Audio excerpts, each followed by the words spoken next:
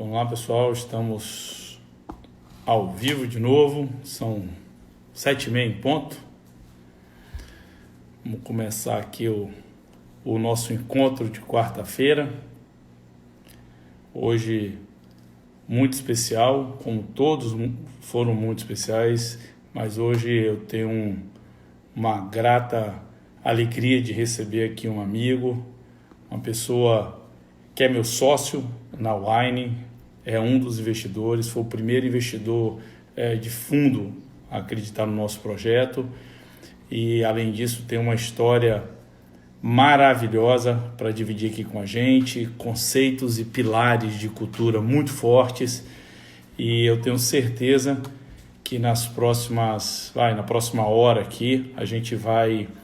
Eu já sou muito encantado, vocês vão ficar muito encantados. Eu vi o Nelson, ele já está aqui, eu já estou vendo, eu já vou chamá-lo aqui, porque imagine, são dois jornalistas, duas pessoas que gostam muito de comunicação, de comunicar e de falar, então a gente tem que aproveitar cada minuto e eu tenho certeza que vocês vão adorar. Então vamos convidar aí os amigos, vamos receber o Nelson aqui com o coraçãozinho, com um aplauso, e lembrando que todas as nossas lives, todos os nossos encontros ficam gravados lá no GTV, ficam gravados na minha página no YouTube, que é o Rogério Salume. Então as pessoas podem ver depois, podem passar para outras pessoas também ver, porque são verdadeiras aulas. Então vamos chamar o Nelson aqui para a gente começar o nosso bate-papo. Vamos lá, transmitir ao vivo. Vamos começar, porque o tempo aqui é curto. Já está entrando. Grande Nelson. Boa noite. Boa noite. Boa noite, querido. Tudo bom, Rogério? E aí? Tudo bem? Olha aqui, ó. Já te recebendo com uma taça de vinho para brindar a vida. Saúde. Saúde. Saúde. A nossa. Saúde, ó.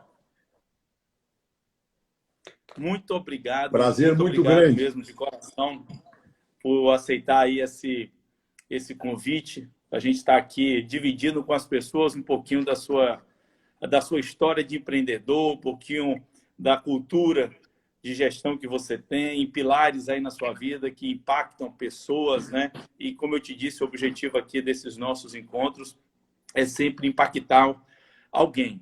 Eu durmo feliz se eu conseguir impactar uma pessoa. Impactei uma pessoa, tá massa, amanhã outra, e aí a gente vai emanando, né, coisas positivas para todo mundo. Então, muito obrigado mesmo de coração por você ter aceitado estar aqui com a gente. Prazer é meu. Tô muito feliz, Rogério.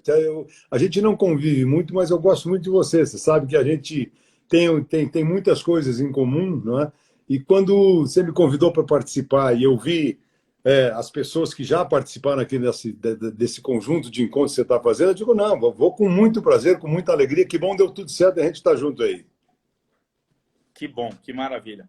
Eu vou fazer aqui uma breve apresentação sua, Nelson, um pouquinho do seu currículo resumido, porque ele é muito grande, e aí a gente vai construindo esse bate-papo informal, e aí vamos contar um pouco da sua história, umas passagens, e até a gente completar dentro do tempo, que é de 1 hora, o que a gente conseguir passar para as pessoas. Bom, gente, olha, eu tenho um prazer enorme de estar recebendo hoje aqui um amigo, o Nelson Sirotsky, que, como ele falou, a gente tem muita coisa em comum.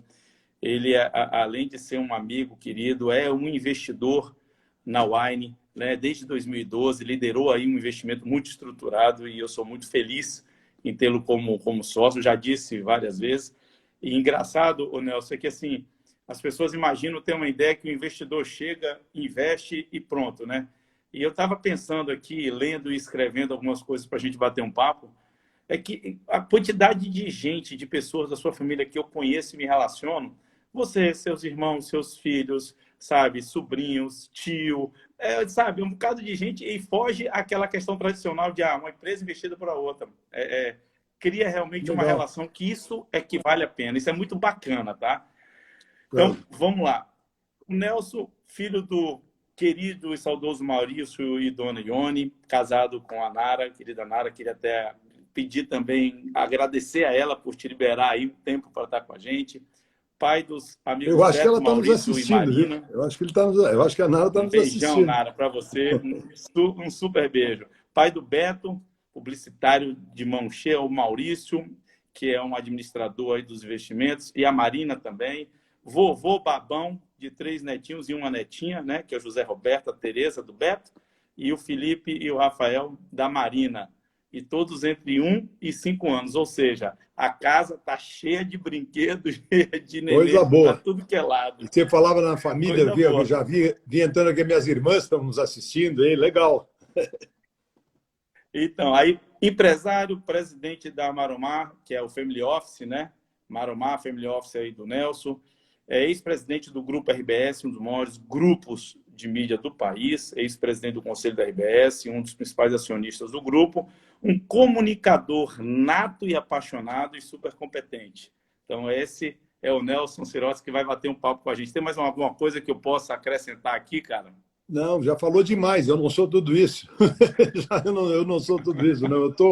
Eu realmente, assim, ó, você falou uma coisa que é muito, muito bacana, né? Quando a gente consegue impactar uma pessoa, é muito legal. Você falou uma coisa muito bacana também que eu gostei, né? Você conhece muita gente da minha família. Eu tenho uma família muito grande, eu tenho irmãos, primos, sobrinhos, tenho meus filhos, minha mulher, meus netos. E isso é que forma a essência da vida, né? Para mim, isso é o grande pano de É. fundo da vida das pessoas. E é nesse contexto assim que eu estou feliz aqui de estar dividindo contigo um pouco da minha história, um pouco da nossa história e um pouco de uma vida aí bem vivida, com muitas experiências, com alguns acertos, com muitos erros, mas com muitos Isso. aprendizados ao longo de uma vida como toda. É nesse sentido que eu estou aqui participando com alegria contigo hoje. Sem dúvida, a gente só acerta, sabe, de forma concreta quando a gente comete alguns erros que nos traz aprendizado, né? Isso é uma regra básica. Você vai acertando, errando, acertando e melhorando. Mas vamos começar um pouquinho com a sua história. Falar um pouquinho aqui da sua história. Neto de imigrantes, né? Você tem, porque eu acredito no ter, você tem um pai apaixonado por comunicação e você herdou isso dele. E eu tive a oportunidade de ver você falar para os vainianos aqui em Vitória, da vez que você esteve aqui. Você viu o microfone, eu estava falando, você falou assim, deixa eu falar. Pegou o microfone e pronto. Deu uma aula, é uma facilidade, sai de forma fácil, né? Vem de uma família aí que tem uma cultura empreendedora incrível, a gente vai falar sobre isso, e começou com 17 anos, na Rádio Gaúcho. Como é que foi essa etapa da sua vida, Nelson? Eu costumo dizer que na realidade, eu não comecei com 17 anos em comunicação. Eu costumo dizer que eu comecei em comunicação com 5 anos. O meu pai era um homem apaixonado por comunicação. É um homem do interior aqui do Rio Grande do Sul, que veio de Passo Fundo para Porto Alegre. Eu já nasci em Porto Alegre, minhas irmãs nasceram em Passo Fundo. E na nossa casa, a comunicação, na nossa modesta casa, lá nos anos 50, aqui em Porto Alegre, a comunicação sempre foi uma aura, foi uma nuvem linda que nos norteava, que nos acompanhava pela mão, pela voz, especialmente pelo coração do nosso pai, do Maurício Sirotsky Sobrinho. Eu, com 5 anos de idade, eu lembro muito bem que eu acompanhava o meu pai no programa de auditório que ele fazia na Rádio Gaúcha, que é o início da história da RBS. Ele tinha um programa de auditório todos os domingos, num cinema em Porto Alegre, uma espécie de um Silvio Santos dos anos 50, e nós estamos falando aqui dos anos 50, em que tinham grandes atrações, e foi ali que eu conheci a Elis Regina, foi ali que eu conheci o Calbi Peixoto, a Ângela Maria, pela mão do meu pai, indo assistir com ele, com o meu irmão, os programas de auditório, o programa Maurício Sobrinho. A paixão pela comunicação vem dali. Com 17 anos, eu resolvi fazer vestibular, passei no vestibular, e não foi vestibular de comunicação, eu fiz o vestibular de administração de empresas aqui na Universidade Federal do Rio Grande do Sul, e antes de fazer 18 anos e antes de começar a faculdade, eu fui pedir um emprego para o meu pai. Eu quero trabalhar contigo. E o meu pai, a primeira recomendação que ele me disse, não, Nelson, mas tu é muito jovem, tu não precisa agora, tu entrou na faculdade agora, vai aproveitar um pouco a vida, vai estudar, vai fazer, e vai trabalhar depois. E aí teve aquela conversa, né? E eu digo, não, pai, eu quero trabalhar, e respeite, se tu não quiser me dar um emprego, eu vou procurar fora. Eu vou procurar fora. Né, eu já tinha me matriculado para estudar à noite. Eu passei muito bem no vestibular. Eu pude fazer a opção de estudar à noite para ter o dia para trabalhar. E aí o meu pai, depois de me orientar até para não começar a trabalhar, para aproveitar um pouco a vida, ele disse, não, tudo bem, se tu quer trabalhar aqui. E ele me deu uma primeira lição, disse, olha, mas aqui as coisas não vão ser fáceis para ti, porque tu é meu filho. E ele não brincou, ele falou sério e botou na prática isso. Ele começou a trabalhar, eu estava estudando administração, e ele chega e me coloca me apresenta para um uruguaio muito duro, que era o chefe da contabilidade da empresa, e me diz, olha, o senhor Orlando Verrone vai ser a pessoa que vai te fazer uma tua mentoria, tua entrada aqui dentro da empresa, e ele vai ser muito duro contigo. E não é que foi verdade, ele foi muito duro comigo mesmo. Naquela época, né, eu trabalhava na contabilidade e a contabilidade estava sempre atrasada, tal, e todos os fins de semana, funcionários da contabilidade eram chamados para recuperar a contabilidade, e nem todos eram chamados nos finais, em todos os fins de semana, mas eu era chamado todos os fins de semana, todos os fins de semana. Eu batia cartão ponto às 8 horas da manhã, eu almoçava no bandejão com os colegas de trabalho, e eu à noite saía para a minha faculdade. Foi em função de um acidente, né? De um acidente não, de um episódio que acabou virando assim o meu início em comunicação, que eu trabalhava na contabilidade, né, levava a sério, trabalhava direito e tal, e o meu pai fez uma aquisição de uma pequena emissora de rádio, fez uma pequena emissora de rádio em Porto Alegre, chamava-se Rádio Porto Alegre, 1.340 kHz, e ele me chamou e disse, vamos fazer um projeto para essa rádio, e eu quero que você lidere esse projeto, que nós vamos botar no ar essa rádio, assim, para lá. E eu fiz isso junto com um amigo da época, o JB Schiller, João Batista Schiller, já falecido, e nós montamos lá uma programação jovem para essa emissora de rádio naquela época. Isso eu estou falando do ano de 1971. Nesse período, não havia ainda a segmentação de rádio, o rádio não era segmentado, e nós bolamos, desenhamos um projeto de uma programação jovem. E essa rádio entrou no ar no início de março de 1971. E eu tive, entrou no ar em março de 1973. E eu tive, né, meus primeiros 2 anos foram na contabilidade. E eu tive... era uma paixão por aquela rádio, estava começando pequenininha, nós éramos 4 ou 5 funcionários, e a rádio durou 3 semanas. 3 semanas. Foi o meu primeiro viés, minha primeira derrota. Durou 3 semanas porque houve um incêndio muito, muito grande no prédio da televisão, aonde a rádio funcionava, e a rádio pegou fogo, as minhas coisas, acabou tudo, pegou fogo, acabou tudo. E o meu pai pegou, na sequência desse incêndio, ele chega e diz, olha, infelizmente essa rádio não vai voltar no ar tão cedo, ela não tem condições de voltar para o ar tão cedo, porque a nossa prioridade aqui é com a TV Gaúcha, que tinha que voltar para o ar, e todas as nossas energias têm que ser ligadas para a televisão gaúcha. E eu fiquei desempregado. Eu fiquei desempregado com 18 anos. Começou desempregado. Eu fiquei desempregado, e aí eu digo, tá bom, pai, tá tudo bem. E eu perdi, a rádio queimou, tá? E o que eu faço? Ele disse, fica aí na Rádio Gaúcha, com o Celso Ferreira, que era o gerente da Rádio Gaúcha. tu pode ver que esta época é uma época completamente diferente de profissionalização.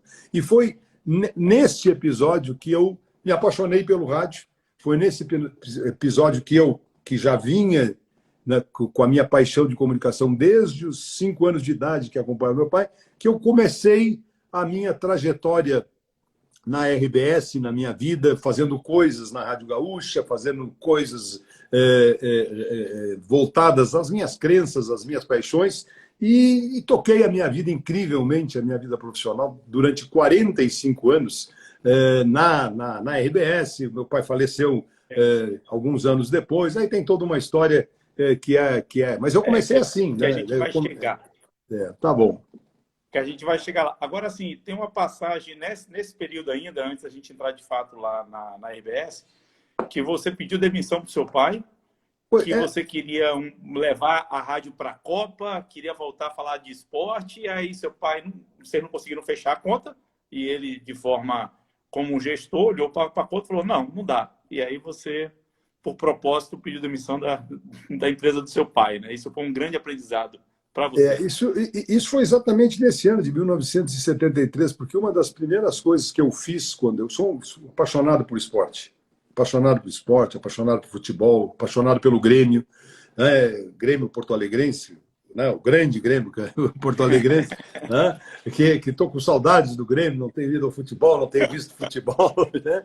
E eu, quando eu fiquei na Rádio Gaúcha, como eu sempre fui um apaixonado por esportes, e naquela época, nesse ano de 1973, a Rádio Gaúcha, que tinha já feito coberturas esportivas, né, transmissão de futebol e tal, ela não estava fazendo transmissão de futebol, ela não estava mais. O rádio daquela época era completamente diferente, era um rádio eclético e tal, e por uma questão de custos, de administração, ela não estava fazendo mais. Ela não estava mais. E eu influenciei lá o gerente da rádio, o Celso Ferreira, influenciei o meu pai, e nós começamos a fazer o futebol, recomeçamos a fazer o futebol, voltados assim com uma pequena equipe modesta para começar a fazer a cobertura do futebol.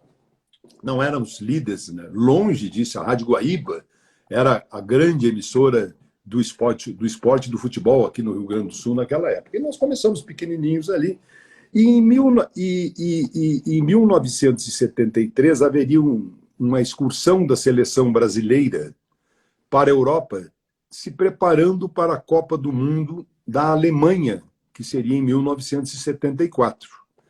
Eu, em 1973, nós tínhamos a nossa equipe, e eu peguei e disse, olha, nós vamos ter que fazer essa cobertura da excursão da seleção brasileira. Nós estamos fazendo futebol, nós estamos concorrendo, e nós começamos a articular na rádio as condições para fazermos a cobertura dessa excursão, já pensando na Copa do Mundo de 1974, que nós também, quer dizer, era o nosso sonho, que nós também tivéssemos a capacidade de fazer isso. Fizemos todo um planejamento. Bom, resumo, não conseguimos a viabilização comercial para fazer essa cobertura da excursão. Aí eu não era, eu era auxiliar lá, eu era auxiliar do gerente da rádio, né? E aí eu tentei, eu como jovem, né, eu tinha 20 anos de idade, eu me comprometi com os colegas da rádio e com os profissionais da rádio de que nós iríamos fazer aquela cobertura independente da cobertura comercial, que eu ia dar um jeito que nós iríamos fazer aquela cobertura, porque nós estávamos iniciando um processo de competição com a Rádio Guaíba. O que aconteceu é que tentei influenciar meu pai, várias conversas, não fui bem sucedido, e eu me sentia, como eu estava comprometido com os profissionais, com os meus colegas, eu digo, olha, eu tentei convencer o homem era meu pai, e não deu. Então, eu quero dizer para vocês que, infelizmente, nós não vamos fazer a cobertura, e eu vou pedir demissão. Não, eu vou pedir demissão. E realmente pedi demissão. Fiz uma carta Antes de sair para a faculdade, que eu estudava à noite, um determinado dia, eu deixei a carta com a secretária do meu pai, entrega aí para o seu Maurício, por favor, e foi embora para a faculdade. E era a minha carta de demissão. E foi para valer a minha carta de demissão. Foi para valer a minha carta de demissão. Aí tem todo um episódio, né? Eu chego em casa de noite, óbvio, tinha 20 anos, né? O meu pai não quis falar sobre esse assunto em casa, nós acabamos falando na empresa, ele me chamou na empresa no outro dia, tal, e conversamos sobre, né? Eu firme com a minha posição de que nós deveríamos fazer a cobertura. E ele dizendo, não, mas não temos condições de fazer, tem uma dificuldade. Eu digo, não, mas nós vamos lutar, ainda temos um tempo para tentar a comercialização, nós vamos lutar, nós vamos brigar por isso e a gente vai conseguir e tal, eu tenho certeza, eu tinha que fazer isso. Bom, o resumo da história, eu retirei o meu pedido de demissão com uma condição para o meu pai. Nós vamos continuar lutando para tentar fazer as vendas para conseguirmos. Se nós não conseguirmos, nós vamos igual. Nós vamos igual porque nós estamos investindo no esporte. Tive esse acordo do meu pai, e fomos à luta. Até hoje eu não sei se ele ajudou ou não, mas a primeira pessoa que eu procurei foi o Antônio Mafuz, da MPM Propaganda, que era muito amigo do meu pai, e eu chamava o seu Mafuz de seu Mafuz. Eu fui lá dizer, seu Mafuz, vim aqui para ele fazer um apelo. Porque se nós não conseguirmos a comercialização, eu vou ter que ir embora. Porque eu tenho certeza que, se não conseguir, o pai não vai deixar eu fazer esse negócio. Embora ele tenha dito que ele não vai deixar, porque não tem como. E que saiu a venda através da MPM. O que eu não sei se o meu pai ajudou, realmente não sei. Se ele ligou para o Mafuz, né? O Nelson vai passar isso, eu realmente não sei. Mas o pedido de demissão, ele foi verdadeiro, né? E a gente não sabe, né? A vida, né? Quando a gente olha para trás, a gente não sabe o que teria acontecido. Mas eu quero dizer assim, felizmente o meu pedido de demissão não foi aceito. Felizmente, porque eu tive oportunidade na minha vida, a partir, talvez até desse episódio, de continuar trabalhando, me apaixonando cada vez mais pela comunicação, não só pelo rádio, pelo jornalismo, enfim, pela televisão. E aquele episódio foi um episódio marcante que eu lembro com muita... Né, eu lembro com muito orgulho daquele episódio, mas também com muita ternura da relação que eu tive com meu pai. Então, porque desse episódio a gente pode tirar vários aprendizados, né? Quem está de fora. Primeiro é que você, muito novo, se posicionou, o que é muito difícil, né? Os filhos muitas vezes não conseguem se posicionar numa relação de empresa familiar, muito menos numa relação de empresa onde você tem executivos e tal. As pessoas têm um certo medo de se posicionar. Eu acho que essa passagem de você realmente colocar lá a sua carta, se posicionar, né? Porque, olha, eu estou aqui, eu combinei com o pessoal, combinei com o time e está fora do meu propósito para esse momento. Deve ter gerado no seu pai também um grande sentimento de, pô, esse garoto, ele tem uma pegada mais firme do que os outros. Então, peraí. E também, depois que vocês conseguiram cobrir, foi quando a Rádio Gaúcha começou a dar um salto de crescimento enorme na questão do esporte e a sua vida profissional começou realmente a deslanchar, que é onde você foi para a RBS. Então, aí a gente já faz o link lá na RBS. Eu sempre fui um apaixonado, viu? Apaixonado pelas coisas, apaixonado pelo trabalho, apaixonado pela comunicação e não me arrependo em nada de ter feito isso assim, jogando a alma, jogando a energia, né? E muitas vezes jogando a própria vida, né? Você chega lá e diz assim, olha, pai, eu vou me embora. Imagina se ele diz, vou embora. A vida ia ser completamente diferente, a gente não sabe, né? Mas eu também, né? Eu fiz o curso de administração de empresas, eu optei por fazer vestibular para administração e não para comunicação, porque eu sempre fui uma pessoa assim, que gostou de estudar. Eu sempre fui uma pessoa que fui compenetrada nos estudos. E eu realmente pensei, né, que o curso de administração era um curso que me daria uma ferramenta que eu não tinha, que é exatamente de ter uma capacidade de ser gestor, de ter uma capacidade de gerenciar pessoas, de ter uma capacidade de enxergar estratégia, enxergar foco, fazer planejamento. Quer dizer, eu fiz o curso de administração com este viés, né? Com a ideia de ser um profissional. Um profissional. E esse curso me ajudou muito, né? Me ajudou muito, porque eu sempre, né, no meu trabalho, eu procurei ser profissional em primeiro lugar. Profissional como norte, profissional como... E, obviamente, tendo as flexibilidades, tendo as negociações, os entendimentos que qualquer atividade tem, mas não desviar do viés do profissionalismo. Né? Eu sempre procurei pautar a minha vida nesta direção de profissionalismo, em cima, inclusive, de um conhecimento acadêmico que eu aprendi na faculdade e que até hoje continuo aprendendo, porque esse processo de aprendizado ele é verdadeiro, ele é contínuo e ele é interminável. Ele é interminável. Então, esta visão profissional ele foi o que, vamos dizer assim, foi o que talvez tenha me destacado na minha carreira na RBS.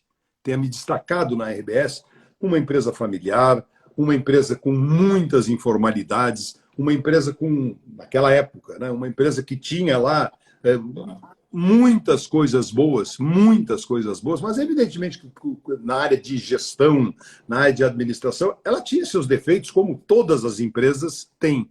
E eu acho que a minha trajetória, de alguma maneira, ela foi contributiva nessa direção da profissionalização. E, para mim, foi o mundo perfeito, porque eu consegui fazer isso numa empresa de comunicação, numa empresa pela qual eu tinha paixão. E você lembra, né, o episódio que você lembra? Esse primeiro episódio, que é um episódio infantil da minha parte, pede demissão, vai embora, não acaba não entra. Já para a Copa do Mundo de 74, nós executamos um planejamento para aquela cobertura que nunca tinha sido pensado dentro da empresa, um planejamento estruturado, organizado, o que vamos fazer, o que não vamos fazer, qual é a tecnologia que vamos usar, quais são os objetivos que nós queremos, né? E, entre outras coisas, lançamos uma possibilidade tecnológica que não existia na época, temos que dizer agora, nós estamos falando de 1974, na Copa do Mundo, que era a possibilidade do rádio transmitir com um circuito permanente de 24 horas, podendo falar na Alemanha durante 24 horas, botando como foco central a cobertura da Copa do Mundo. Nós lançamos isso nesse planejamento e deu muito certo. Deu muito certo. Por quê? Porque nós usamos, a partir de um planejamento, uma tecnologia nova que estava sendo disponibilizada, e essa tecnologia criou a possibilidade de adaptação de um produto, que era a cobertura do futebol, num jeito diferente. Então, nós passamos durante 30 dias da cobertura da Copa do Mundo da Alemanha, que infelizmente o Brasil não ganhou, nós passamos 30 dias falando 24 horas por dia da Alemanha e sobre a Copa do Mundo que estava acontecendo na Alemanha. E isso aumentou a audiência da Rádio Gaúcha de maneira exponencial, inclusive na cobertura do futebol. E aí, como decorrência disso, com o tempo, esse processo foi andando, e na Copa de 78 nós fizemos um outro avanço, e lá pelos anos 80 nós assumimos o controle absoluto da audiência e da preferência do público esportivo do Rio Grande do Sul e do público de informação, que felizmente nós preservamos e mantemos a cada momento mais forte, mais engajada e com mais profissionalismo. Então, a minha história na RBS é uma história de profissionalismo com paixão. Ou seja, você em 74, eu tinha um ano, sou de 73, você já estava transmitindo online, praticamente online. Né? Isso que para nós hoje aquilo lá tem que fazer essa projeção. Era uma loucura, né? Era uma coisa assim inacreditável. O repórter da rádio que estava lá em Sachsenhausen, que era o lugar que estava concentrada a seleção brasileira, ele falava da rua, dizia, oh, estou aqui em Sachsenhausen, e aí ele entrevistava o motorista que estava na frente do prédio. Era uma loucura, era uma coisa absoluta. E falava com o comunicador que estava aqui no estúdio, aqui em Porto Alegre, e dava esse sentido de ambiente no rádio, naquele momento, que era uma loucura, uma coisa assim extraordinária. Né? Então, vamos dizer assim, aquele movimento foi realmente um movimento muito importante na minha história aí na empresa. Eu vou pegar um gancho aí dessa inovação sua de 74, e aí vou pular uma parte da história e já queria falar um pouco dos seus 21 anos como presidente de um dos maiores grupos de mídia do Brasil, né, da RBS, que você liderou de forma exemplar, reconhecido não só no Brasil, no mundo todo, como um dos grandes líderes da indústria, né? Você trabalhou nesse período fortemente sobre os pilares de gestão, de cultura, de governança, que é reconhecido mundialmente, não é? Aqui a gente sabe disso, a estrutura de governança de uma empresa familiar como é a da RBS. E, acima de tudo, você liderou uma transformação, que aí você está me falando agora, que é desde 74, eu estou sabendo agora, de inovação, tecnologia, digitalização. A RBS é uma das precursoras da internet no Brasil, é precursora da televisão a cabo, é precursora da fibra ótica. Então, assim, muitas coisas que hoje é dito comum no nosso país começaram através da RBS, na sua liderança, na sua visão de inovação. Aí vem as AS, Nutec, tudo isso. Só que eu queria fazer um paralelo para você falar um pouquinho aqui, 5 minutos sobre essa fase, que é o seguinte. Você organiza uma empresa que vinha de uma gestão do seu pai, teve um período entre seu pai e você, né, que foi do Jaime, mas você tinha uma empresa no seu pai que os processos, os sistemas eram mais manuais. E você conta, né, para todo mundo que o grande diferencial do seu pai e o grande processo dele era um forte abraço, que ele dava com as pessoas com um abraço tão fraterno, que tem uma passagem de um abraço que ele dá em você no Réveillon, e que é um abraço tão forte que vocês ficam chorando, e que eu acho que ali você realmente sentiu o poder de um abraço. Eu comungo muito com isso, né? Eu sempre falo que melhor do que dar uma promoção, melhor do que fazer, você dar um abraço numa pessoa, você ser verdadeiro com uma pessoa, isso não tem preço. A gente é ser humano, e o ser humano gosta disso. E você pega uma empresa do abraço, continua com esse estilo de pessoas, né, da preocupação com o ser humano, mas leva ela para um patamar totalmente diferente. Revoluciona a mídia, revoluciona a digitalização, a internet, e durante 21 anos lidera esse mercado de forma exemplar. Como foi essa passagem aí? Se você puder falar em 5 minutos sobre esses momentos. Posso, sim, posso. Eu sei a data desse abraço que você está se referindo, né? Acho que você leu esse abraço no meu livro, no 8º dia, né? que eu relembro esse abraço. Né? Eu sei a data desse abraço. Esse abraço é o dia... Para mim, um dos momentos mais bacanas. Para mim, esse abraço ele acontece numa noite de Réveillon, na praia de Atlântida, aqui no litoral do Rio Grande do Sul. Nós regularmente reuníamos a família, meu pai reunia a família, filhos, netos, reunia a família, amigos e tal, né? E nessa época meus avós eram vivos ainda, os pais do meu pai eram vivos, né? E o meu pai tinha passado por uma doença que foi em 1981, de 81 a 86, o meu pai, de 81 a 85, o meu pai enfrentou um câncer e venceu o câncer. Ele teve alta no final de 1900, novembro, dezembro de 1985. E nesse Réveillon, e ele estava bem, era uma alegria, né? Esse foi um Réveillon muito alegre, mas muito emocionante para todos nós, pelo fato do meu pai ter vencido a doença. E nesse Réveillon, à meia-noite, eu abraço meu pai e ele me abraça e nós dois não damos uma palavra. E choramos muito os dois. Choramos muito os dois. Choramos assim, emocionadamente. Né? O que o meu pai disse e o que eu disse para o meu pai naquele abraço, eu não sei. Mas eu acho que o que nós dissemos um para o outro foi uma palavra de amor, uma palavra de reconhecimento e de afeto, de um pai para o filho e do filho para o pai.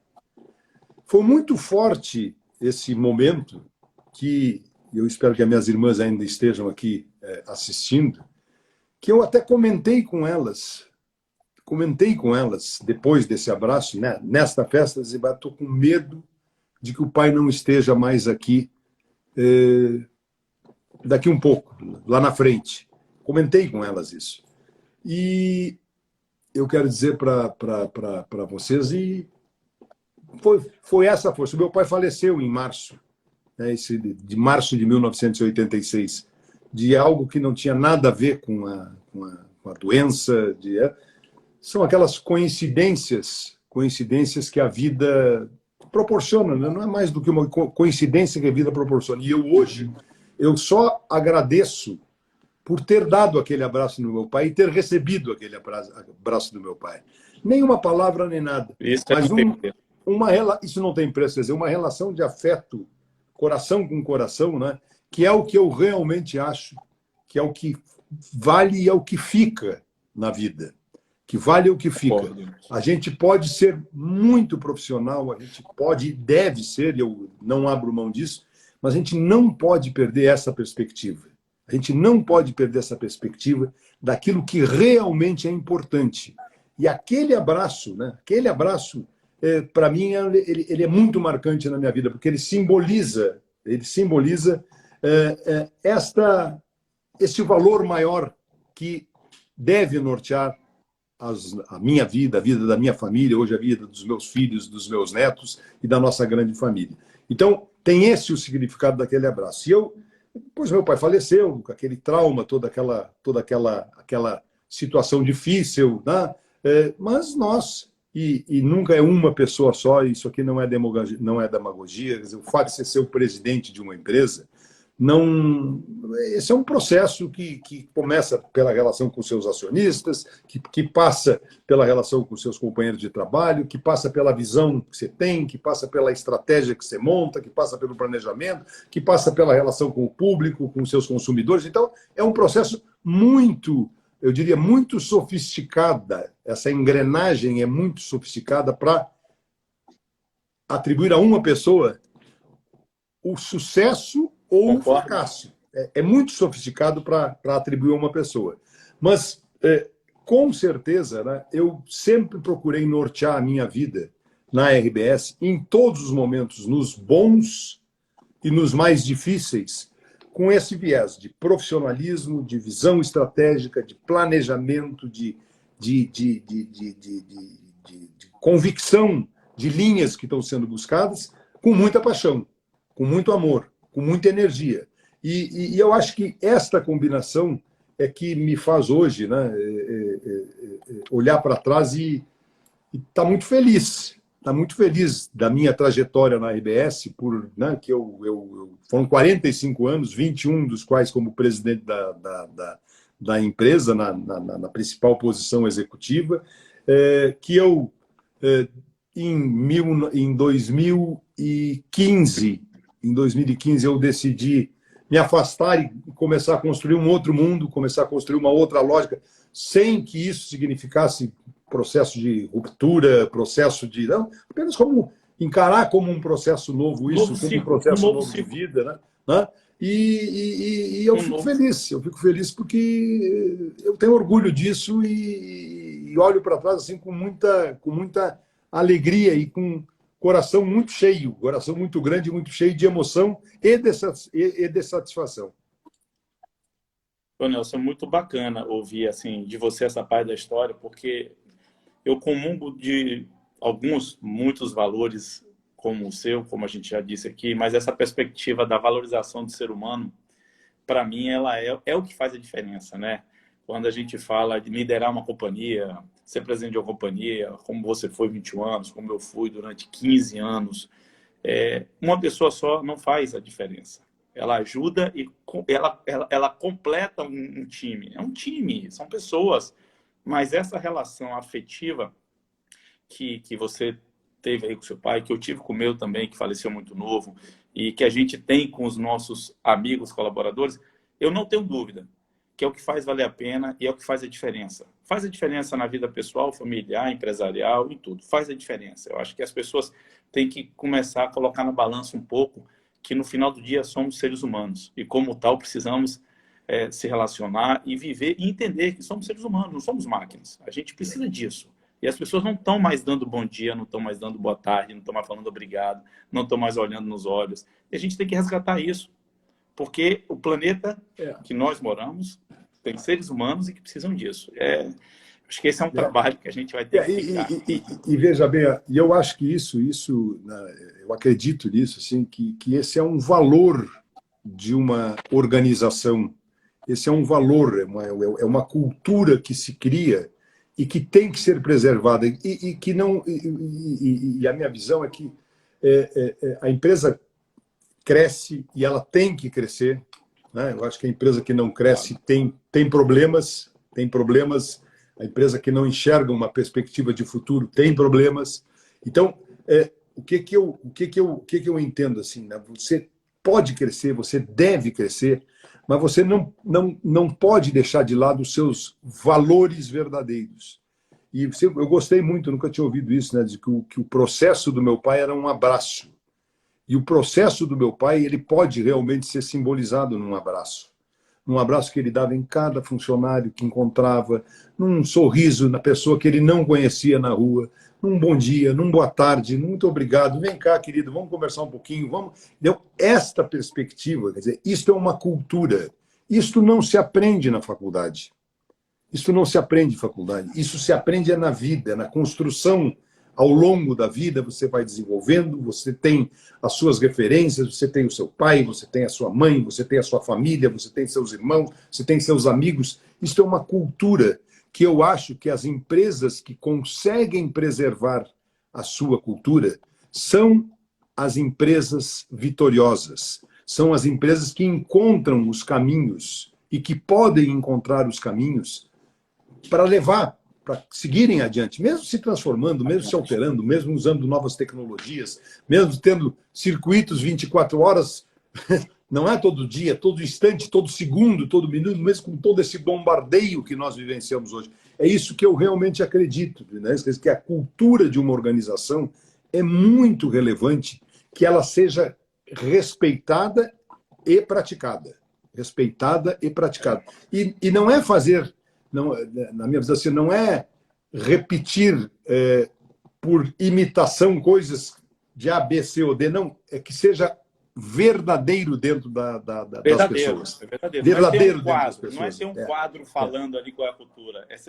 E eu sinto que, felizmente, na nossa RBS, eu sinto que nós temos essa cultura, que é o grande diferencial que essa empresa, felizmente, procura preservar, trabalha para preservar, para que as pessoas não são números, as pessoas são pessoas, são seres humanos, têm as suas qualidades, têm os seus defeitos, têm as suas dificuldades, e nós temos feito isso, temos procurado fazer isso, com todos os desafios que isso significa. E isso não significa, o abraço do meu pai, não significa uma postura paternalista dentro da organização. Não é nada disso. Não é nada disso. Significa uma cultura de amor, uma cultura de afeto, de respeito ao ser humano, de respeito, de empatia no ser humano, seja qual for a circunstância.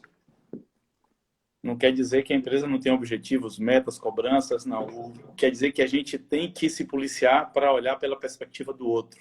Algumas vezes é melhor você ir lá do outro lado para olhar pela perspectiva do outro, porque a gente não sabe o que é que a vida do outro tem de história. Então, tem que ponderar.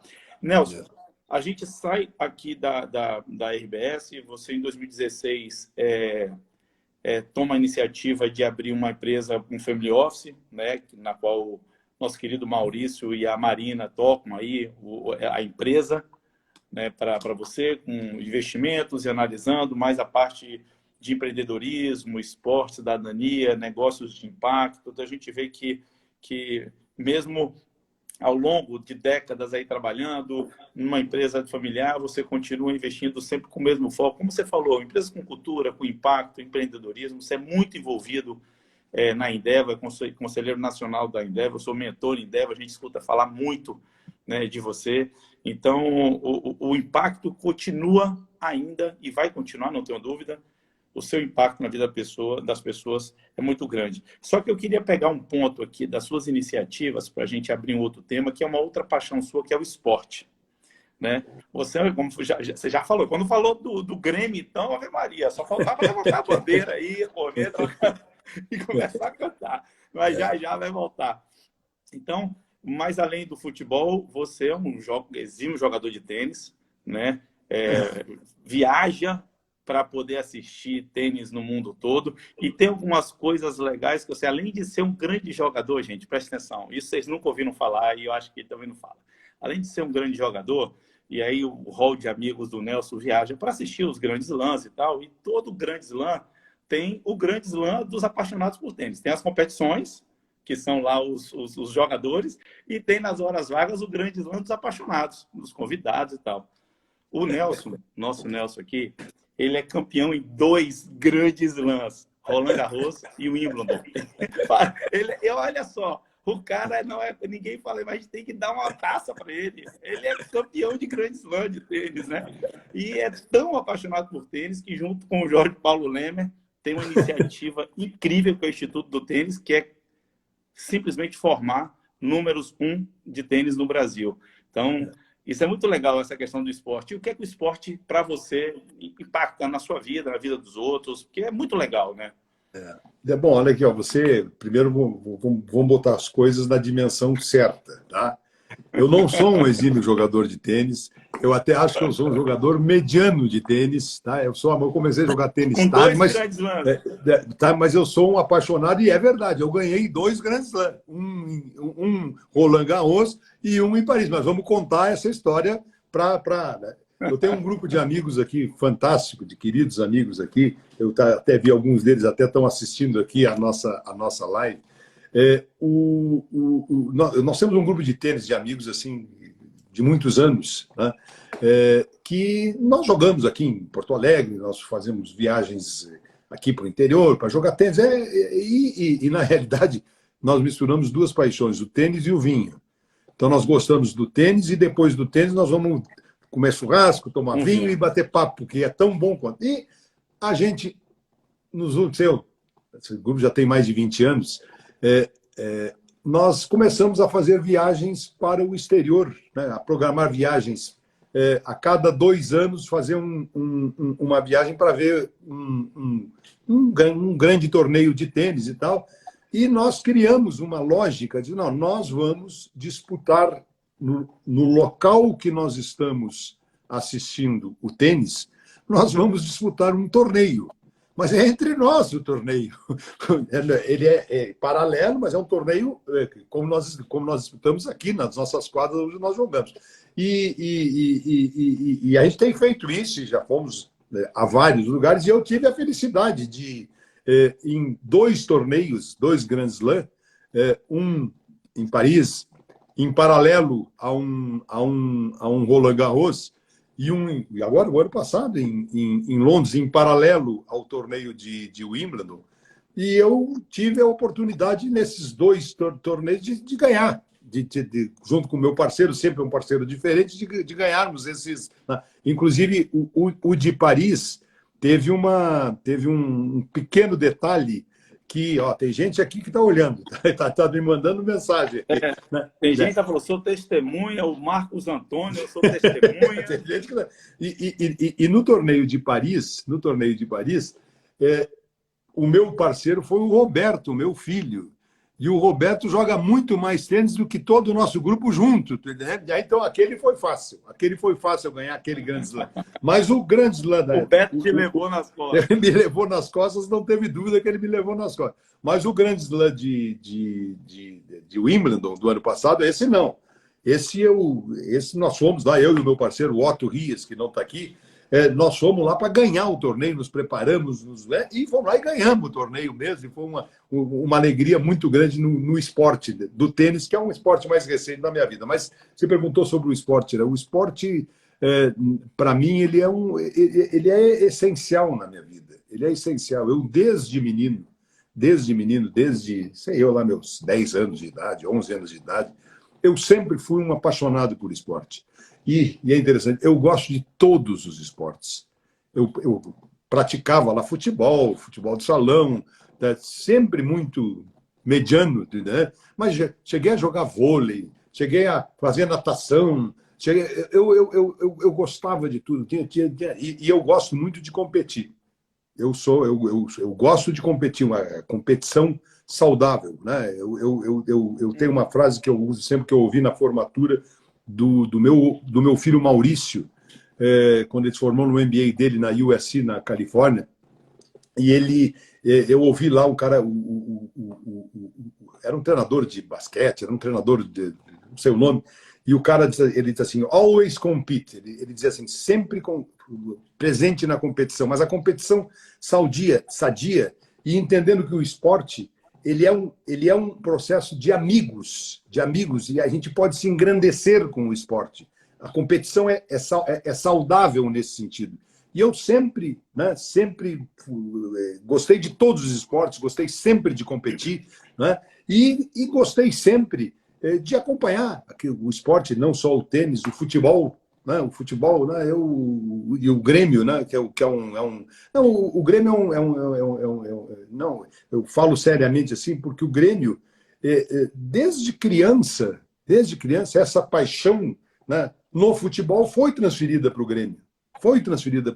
E vem a vida inteira, Tá? E eu até hoje eu me emociono, eu pego o avião, eu vou atrás do Grêmio, tive alegrias agora recentemente muito grandes e tal, né? E como faço às vezes as coisas no esporte, na cobertura, acompanhando os campeonatos de tênis, e faz parte da minha vida, mas com o mesmo entusiasmo que eu assisto uma final de Grand Slam, ou um jogo do Grêmio, ou um torneio entre amigos aqui em Porto Alegre, torneio de tênis, ou uma ginástica que eu faço todos os dias, procurando manter, né? Eu sou coroa, eu já tenho 67 anos, né?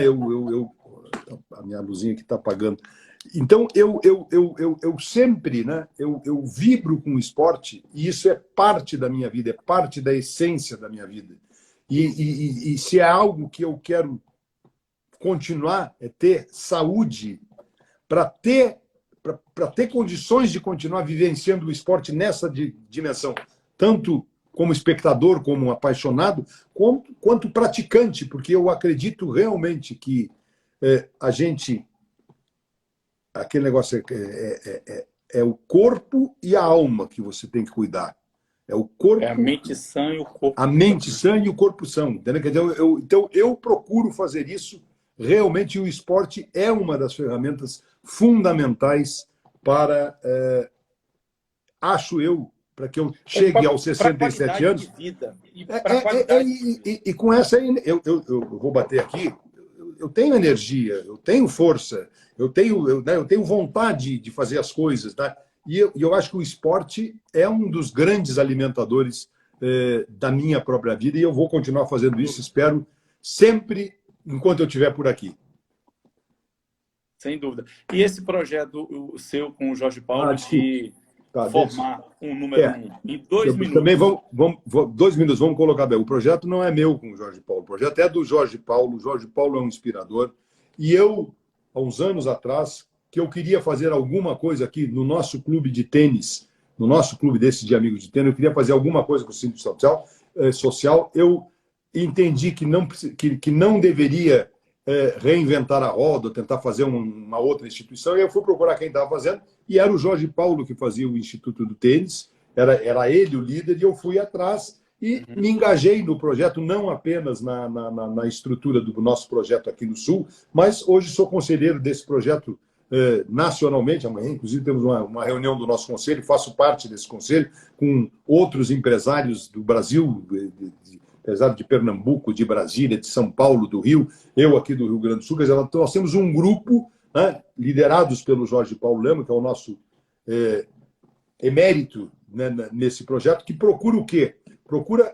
Procura, primeiro, através da massificação do tênis, dar os benefícios que o esporte dá para essas crianças, para esses jovens de todas as classes no Brasil. É um projeto de massificação que é parte desse projeto do tênis. Ele tem esse propósito. E ele tem também a ideia de oferecer as condições para que surjam cada vez mais meninos interessados pelo tênis e pelo tênis de alto rendimento, pelo tênis de alta performance, que o Jorge Paulo teve na sua juventude e que eu, infelizmente, não tive, mas admiro a todos aqueles que tiveram essa condição de, através do tênis, terem os aprendizados possíveis para uma vida inteira. E o Jorge Paulo, sem dúvidas, é o melhor exemplo disso.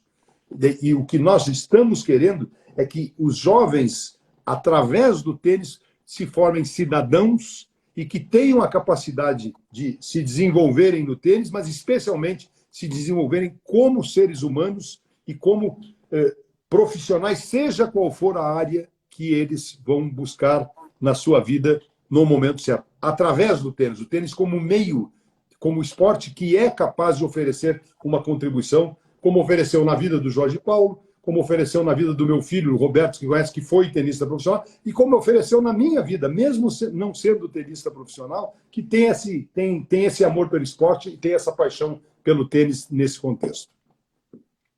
Maravilha, maravilha, parabéns.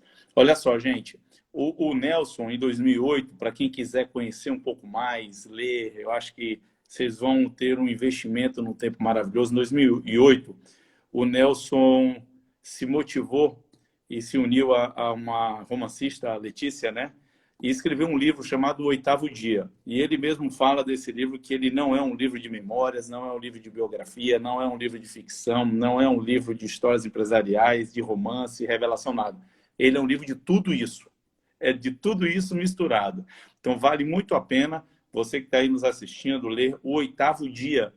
Tá? Eu vou postar aqui depois a capa do livro e onde vocês podem encontrar, porque aí sim tem lá todo um resumo, né, escrito, muito bem escrito pelo Nelson e pela Letícia, sobre essa trajetória do ser humano, da pessoa incrível que é o Nelson e do impacto que ele tanto fez e continua fazendo e ainda vai fazer na vida de muitas pessoas. Nelson, a gente vai já para a reta final aqui, a gente vai ter 2 minutos a partir de agora.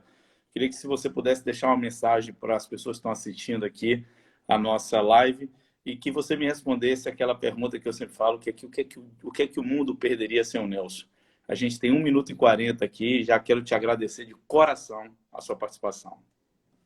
Eu acho que o mundo perderia sem o Nelson uma pessoa apaixonada por aquilo que faz e por aquilo que acredita.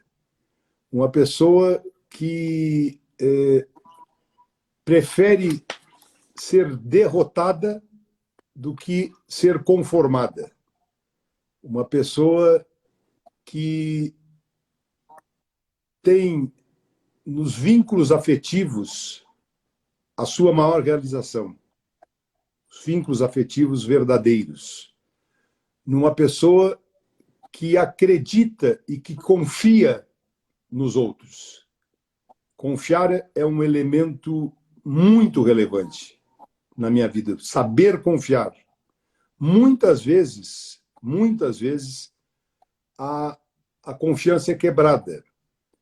Mas mesmo nesses momentos, a confiança, quando a confiança é quebrada, tem que se recolher aprendizado, tem que se recolher lições. Eu acredito muito nas pessoas. A essência do ser humano é boa, a essência do ser humano é positiva.